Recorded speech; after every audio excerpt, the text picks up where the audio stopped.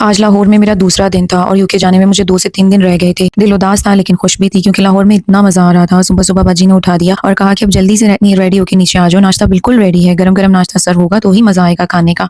इतनी चीज़ें बनाई हुई थी, पराठे, हलवा पूड़ी, चने, नान और पता नहीं क्या कुछ बता नहीं सकती। और इसी दौरान मेरा फ़ोन इतनी ज़ोर से नीचे गिरा, एक दफ़ा पहले ही मैं फ़ोन तोड़ चुकी हूँ। उस्मान से कहा कि नया फ़ोन लेके दो तो उन्होंने ओप्पो A5 प्रो लेके दिया। 1 मिनट के लिए तो मैं डर गई कि अब दोबारा मेरे फ़ोन की स्क्रीन टूट गई है, टाइल पे गिरा है, लेकिन ओप्पो A5 प्रो था, शुक्र है अनब्रेकेबल था, टूटा नहीं। बाजी ने दोबारा कहा कि बस सिर्फ 5 मिनट हैं, जल्दी से रेडी होना। और ये इतना प्यारा ड्रेस मुझे शाहपोश वालों की तरफ से आया था कि मैं क्या ही बताऊं। जब मैंने पहना, बाजी, उस्मान, घर वाले, हर बंदा ये कह रहा था कि कमाल का ड्रेस पहना है और कलर इतना प्यारा था, ना ब्राइट रेड था और ना ही इसका वाइन सा कलर था। मैं कहती हूँ कमाल हो गया। सबसे पहले मैं रेडी हो गई थी तो मैंने सोचा जल्दी रेडी होने का थोड़ा सा फायदा उठाते हैं, गार्डन में जाते हैं, थोड़ी पिक्चर्स बनाते हैं। और इतना मजा आया यहाँ पे, मतलब मुझे सुबह की फ्रेश, तो गर्मी तो बिल्कुल भी नहीं थी, मतलब वेदर नाइस था, हवा चल रही थी, थोड़ी थोड़ी धूप थी लेकिन चुभने वाली धूप नहीं थी। बाजी से कहा कि अगर मैं यहीं रहती होती ना तो डेली गार्डन में आके मैंने मॉर्निंग में योगा करना था। और ऐसे मजेदार फ्रेश एयर में आपका योगा का मजा आता है ना, वो किसी और चीज में तो आ ही नहीं सकता। यार उस्मान ने कहा बहुत ज्यादा लेट हो गए तो ऊपर आ जाओ। ऊपर से आने लगी थी कि अब एक दफा फिर मेरा मोबाइल गिरा। इस दफा तो मैंने कहा बड़े ही जोर का गिरा है तो डेफिनेटली टूटेगा ही टूटेगा। इस दफा तो उस्मान भी डर गए लेकिन शुक्र अल्लाह का फिर बच गया। मैंने कहा नहीं यार, ये जो कहते हैं वो करते हैं, मतलब अगर इन्होंने कहा है कि अनब्रेकेबल है तो है। खैर हम लोग रेडी शेडी होके निकले। रास्ते में बाजी ने ढेर सारी चीजें वगैरह दिखाई हमें और बाजी ने कहा सबसे पहले मैं तुम्हें एक शॉप पे लेके जाऊंगी, यहाँ के फ्लावर्स बहुत अच्छे हैं, तुम यहाँ आई हो, लाहौर आई हो और इस शॉप पे ना जाओ तो ऐसे कैसे हो सकता है। तो बाजी ने यहाँ पे मुझे फ्लावर्स अफेयर्स की एक शॉप है वहां लेके गई। मैं कहती हूँ कमाल के फ्लावर्स थे इनके। मतलब सबसे पहले तो मैंने बाजी का शुक्रिया अदा किया कि बाजी शुक्र है आप मुझे इस जगह पे लेके आई, इतने प्यारे फ्लावर्स। मैंने सोचा आगे मदर्स डे आ रहा है, यहाँ पे तो मैं होंगी नहीं लेकिन इनसे कह के ऑनलाइन डिलीवरी करा लूंगी इस्लामाबाद की। अम्मी को फ्लावर्स इतने पसंद है और अम्मी बहुत खुश होंगी।